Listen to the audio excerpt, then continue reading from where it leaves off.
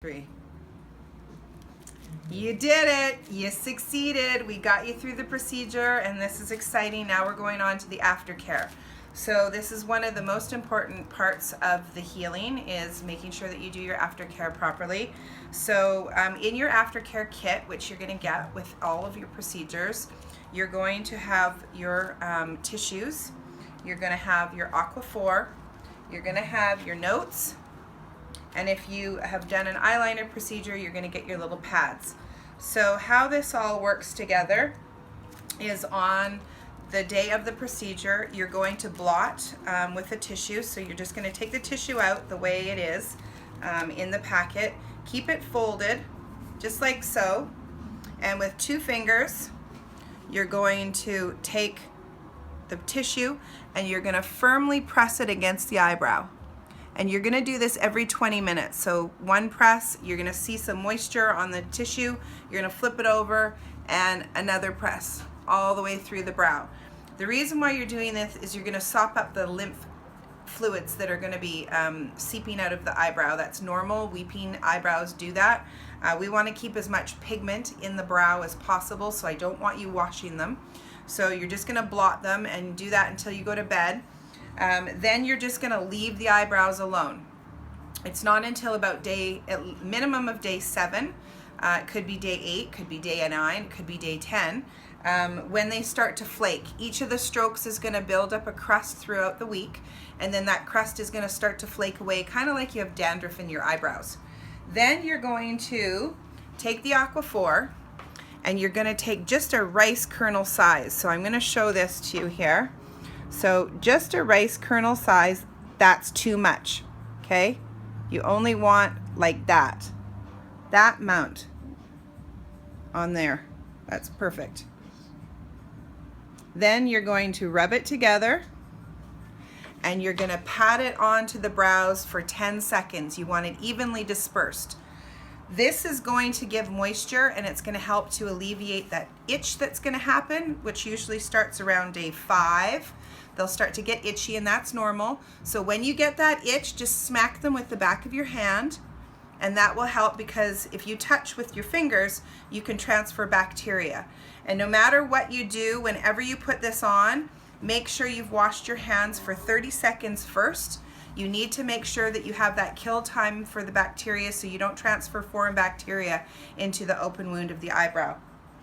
With the Aquaphor, there's more than enough here. You're not going to use it all.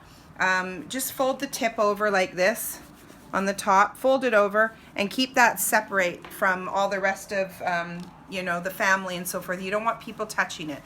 That is yours. Put it back in the bag. So this is for the brows. You're going to do that on the first day until they stop weeping, until you go to bed, generally every 20 minutes, because we don't want that plasma to dry on there. And then you're going to use the Aquaphor, and you're going to do that after day 7 when they start to flake. So the flaking is the key to using the Aquaphor. Then with the eyes, on the day of the procedure, you're going to do nothing to them. We've put some balm on them, and that's going to protect them.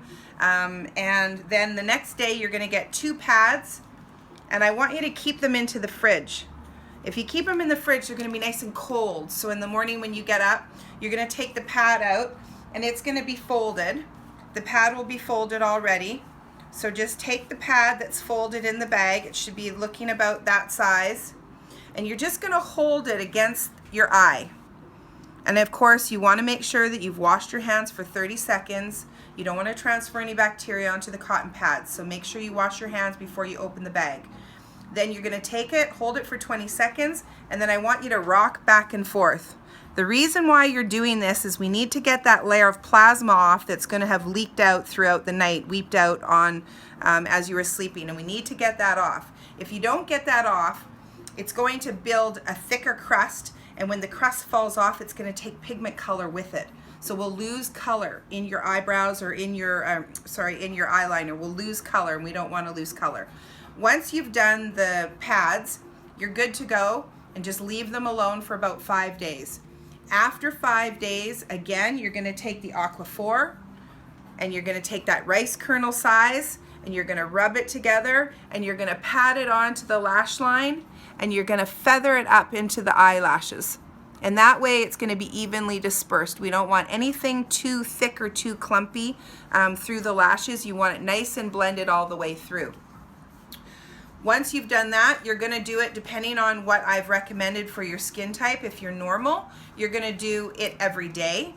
If you have oily skin, you're going to do it every second to third day. So depending on what I write on your Aftercare card, that will determine how you're going to follow the next steps forward, putting on the Aftercare balm. Because you're not washing this area, there's no reason to constantly reapply it.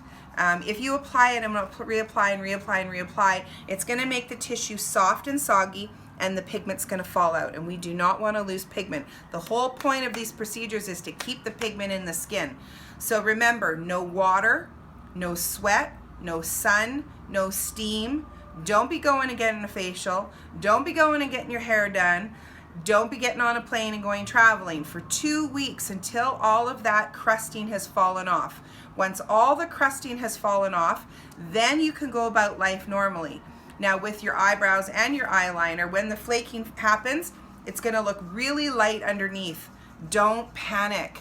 What's happening is that pigment is healed into the skin, the crust has flaked away, and now there's a white layer of dead tissue that's on top of the skin, and that's going to have to just start to heal as well. And when the oils start coming back to the surface, you're going to start to see the color come back.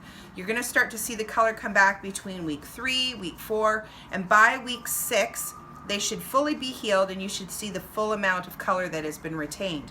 If pieces are missing, then that means that those little sections have fallen out for whatever reason. You could have sweated, you could have scratched, you could have put a little bit too much balm there. That's what follow-ups are for, and touch-ups, and we go in and we adjust all of those spots. You're going to get a full Aftercare card when you leave. It's going to be in your kit. This is the Bible, so please make sure that you follow it correctly. Water is not your friend, so please, I don't want to know that you're coming in and putting a shower cap over your eyebrows and going into the shower. Showering is not your friend. The atmospheric moisture causes the skin to soften. We absorb water through osmosis, even in the moisture, and we want to keep that tissue as dry as possible until the flaking all happens and it's healed. Once it's healed, it's fine. If you get it wet, you're going to soften that tissue. The pigment can spread through the skin, or worse off, it can fall out. And when it falls out, you're going to be left with a void stroke with no pigment there. So please be diligent about your Aftercare. If you have any questions, just give me a call. Always leave it on my voicemail. But I hope this video tutorial gives you some insight, and you have a lot more knowledge so that you can go about life, within reason, protecting your brows, keeping them safe, making sure you have a hat when you're out in the sun, and big sunglasses. Remember, UV light comes down this way, not just directly at us, so please make sure you wear a brimmed hat. Watch when you're in your car, you're not getting any side exposure, and really importantly, watch when you're sleeping.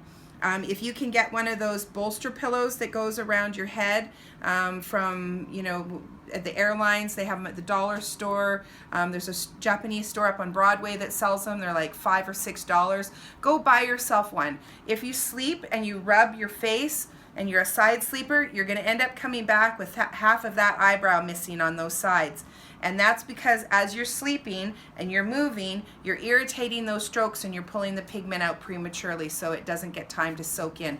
So please do your steps well. We all want you to have a successful procedure. I've worked really, really hard to make sure that you have the look that you want, and I would really like you to work really, really hard so that we can have the success in the procedure and you can be happy with your results. So I hope that helps, and we'll talk to you later. Bye.